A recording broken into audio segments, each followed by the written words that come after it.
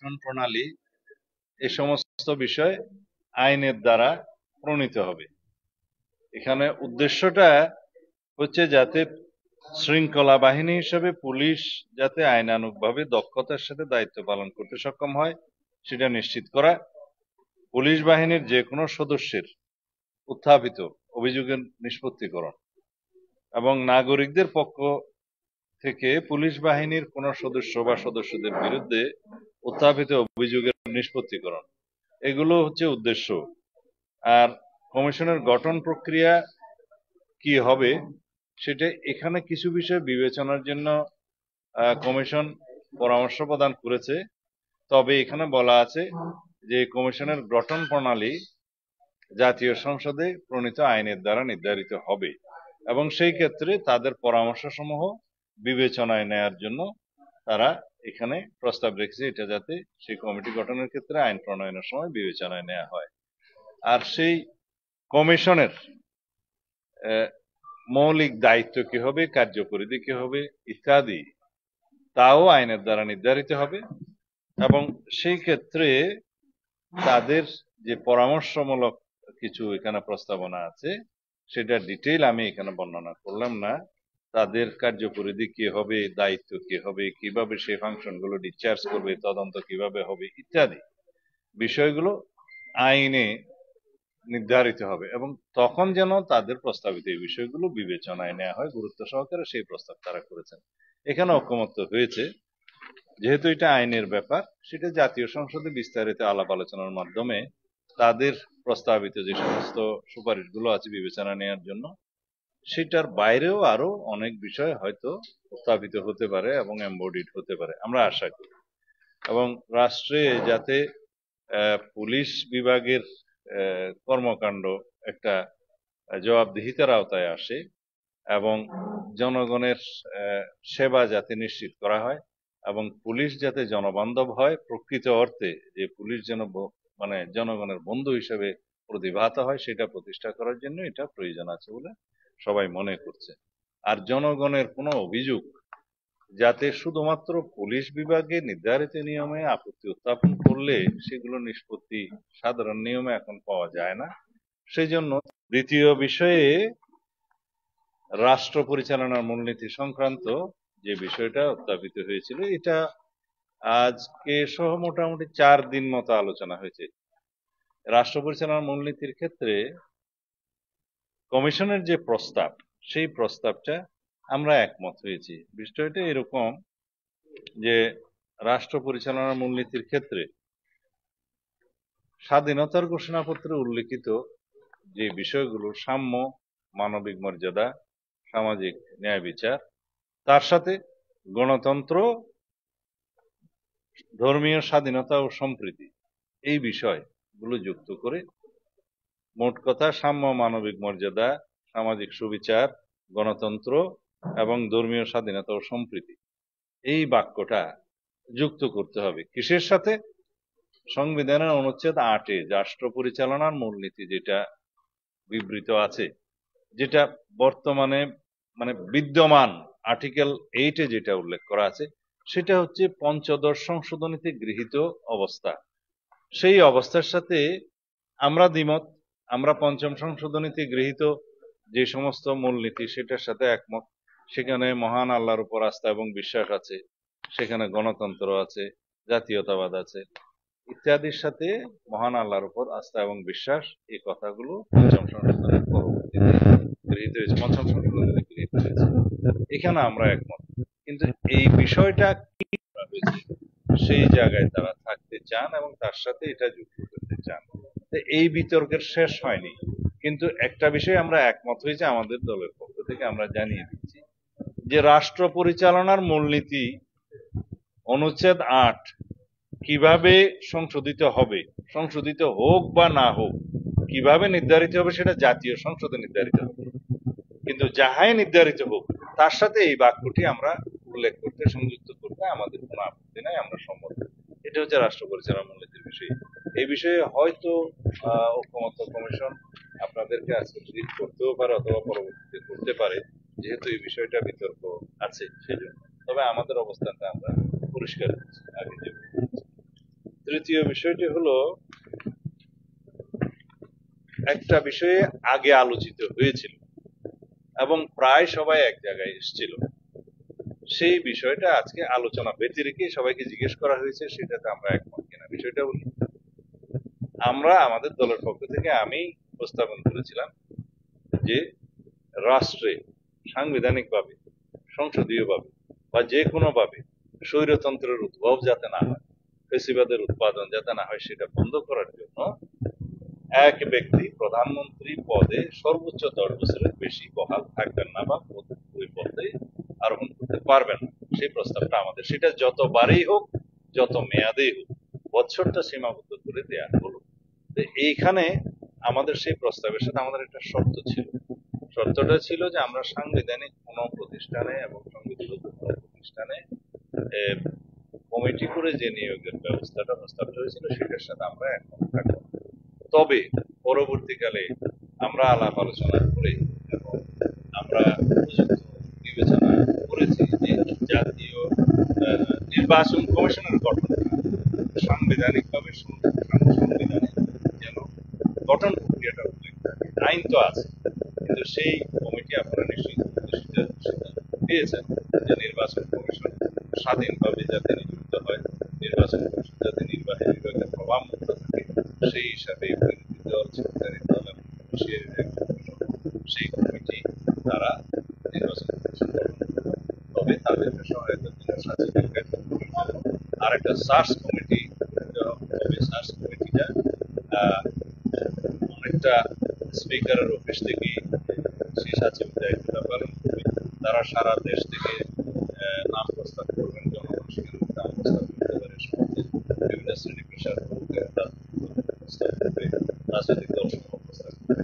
সেই নাম short listing করে স্ক্রিনিং করে তারা সেটা ওই সর্বোচ্চ কমিটির কাছে প্লেস করবে এবং সেই সাংবিধানিক কমিটিটা যারা নির্বাচন কমিশন নিয়োগ করবে সেই কমিটির কাছে প্লেস করবে। কিন্তু সেই কমিটিও নিজস্ব বিবেচনায় এই শর্ট লিস্টিং এর বাইরেও তারা নিজস্ব বিবেচনায় তাদের নাম প্রস্তাব করতে পারবেন, অন্য নাম প্রস্তাব করতে পারবেন। সেইটা আমরা গ্রহণ করেছি।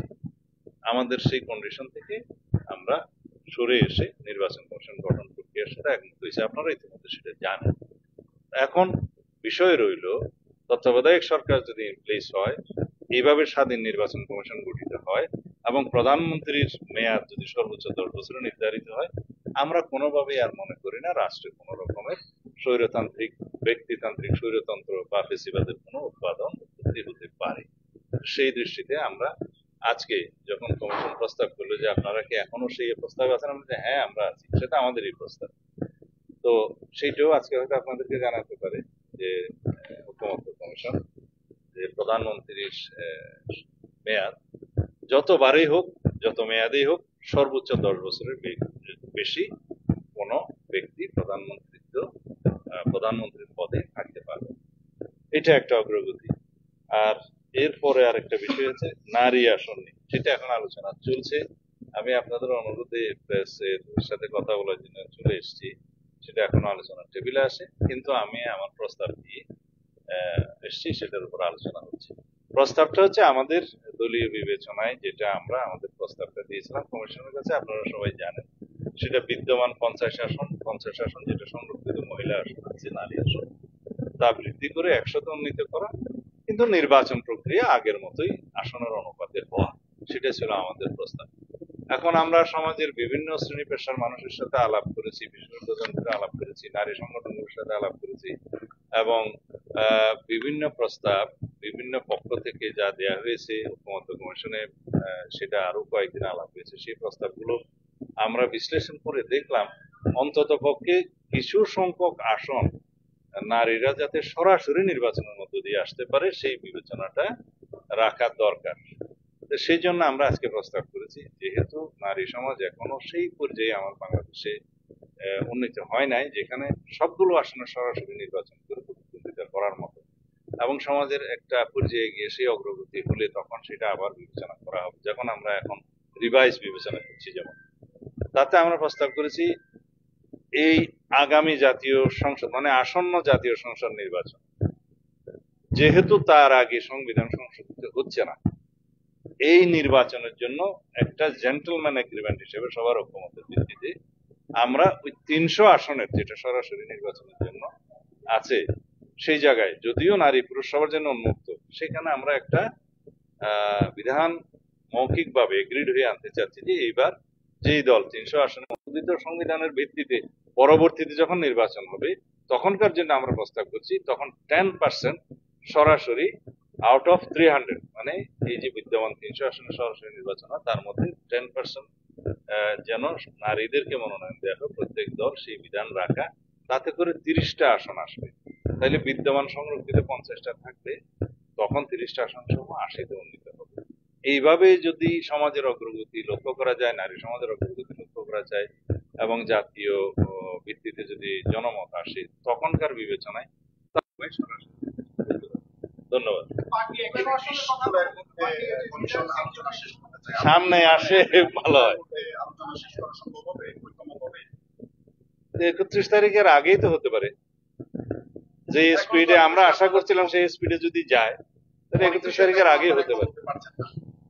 কিছু কিছু বিষয় এমন থাকবে গণতন্ত্রে, সেই জন্যই তো আমরা সংগ্রাম করেছি যে 2-1টা বিষয় এমন থাকবে হয়তো হবে না, কিন্তু আসতে, কিন্তু সেই জন্য আমাদেরকে একটু অপেক্ষা করতে হবে যে শেষ পর্যন্ত আমরা কতটা করতে পারি। এখনই সে মন্তব্য আমি করতে চাই। আপনি বললেন যে 5% হচ্ছে আসন্ন নির্বাচনে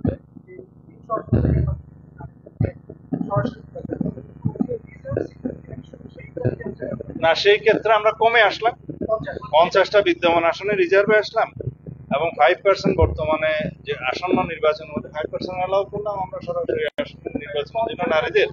কিন্তু সংবিধান যখন সংশোধিত হবে তখন 10% যদি আমরা সংশোধনে নিতে পারি তাহলে সেখানে 30টা আসন আসবে, তখন 50+30 হবে এবং তারপরের পার্লামেন্টে যদি বিবেচনা করা যায় যে সেটা আরো বাড়ানো দরকার, সেই হিসেবে আস্তে আস্তে সরাসরি আসন বৃদ্ধি পাবে, সেটা তখন রিজার্ভের আসন থেকে হয়তো কমতে থাকবে। এইভাবে একসময় দেখা যাবে রিজার্ভ সিটের আসন, কিন্তু সেটা জাম্প করে একদম এখনই না যে গ্রাজুয়ালি যাওয়া উচিত।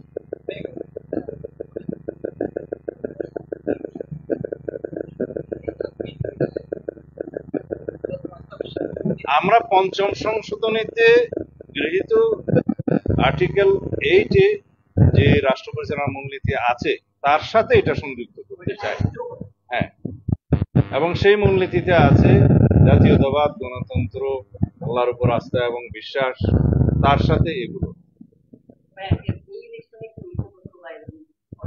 উচ্চকক্ষের আলাপ যখন আসবে তখন করব। আছে, কিন্তু এখন জাতীয় ঐক্যমত্য কমিশন মনে করছে যে রাষ্ট্র পরিচালনার মূলনীতি আর্টিকেল 8-এ আসুক, আর যেটা 41-এ আছে, সেই আর্টিকেল 41-এ আছে সেটা হচ্ছে মৌলিক অধিকার, ফান্ডামেন্টাল রাইটস এর এখানে মনে রাখতে হবে। আমি এখানে লেকচার দিতে চাই না। ফান্ডামেন্টাল রাইটস হচ্ছে is must be ensured by the state all civil and political rights.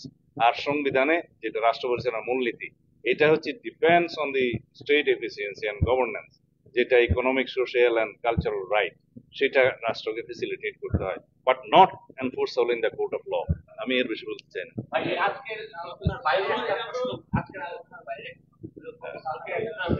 বলা হয়েছে যে এই প্রতি সপ্তাহে আগামী নির্বাচনের ঘোষণা করা হবে। এটা জাতীয় ঐক্যমত্য কমিশনের বাইরের প্রশ্ন, তারপরে আমি প্রশ্নটা নিলাম। আমি সবসময় আমরা দলের পক্ষ থেকে মাননীয় প্রধান উপদেষ্টার প্রতি আহ্বান জানিয়েছিলাম যে লন্ডন বৈঠকের পর যে প্রতিশ্রুত এবং সম্মত দিন, তারিখ, মাস, যে ফেব্রুয়ারির প্রথমার্ধের পয়লা সপ্তাহে, রমজানের আগের সপ্তাহে নির্বাচন, জাতীয় সংসদ নির্বাচন অনুষ্ঠানের জন্য সম্মত হয়েছেন এবং সেই বিষয়ে একটা যৌথ প্রেস ব্রিফিং করেছেন। সেটা যথাযথ প্রক্রিয়ায় নির্বাচন কমিশনকে সেটা জানানো উচিত প্রধান উপদেষ্টা অথবা তার অফিস থেকে। সেটা যতক্ষণ পর্যন্ত নির্বাচন কমিশন না পাবে ততক্ষণ পর্যন্ত আমরা নিজেরা যাই আলোচনা করি, অথবা মাননীয় প্রধান উপদেষ্টা আইন শৃঙ্খলা বাহিনীর সাথে আলোচনা করুক বা রাজনৈতিক দলের সাথে আলোচনা করুক, সেটা নির্বাচন কমিশনের জন্য ধর্তব্য হবে না। নির্বাচন কমিশন তখনই সেটা নির্দেশনা অথবা অনুরোধ হিসাবে মেনে নেবে যখন অফিসিয়ালি সেই কমিউনিকেশনটা, সেই মেসেজটা যে আগামী ফেব্রুয়ারির প্রথম সপ্তাহের মধ্যে অথবা 10 দিনের মধ্যে নির্বাচন অনুষ্ঠানের জন্য মাননীয় প্রধান উপদেষ্টা একটা অনুরোধ পত্র পাঠিয়েছেন অথবা নির্দেশনা পাঠিয়েছেন। নির্দেশনা এখানে হবে না, যেহেতু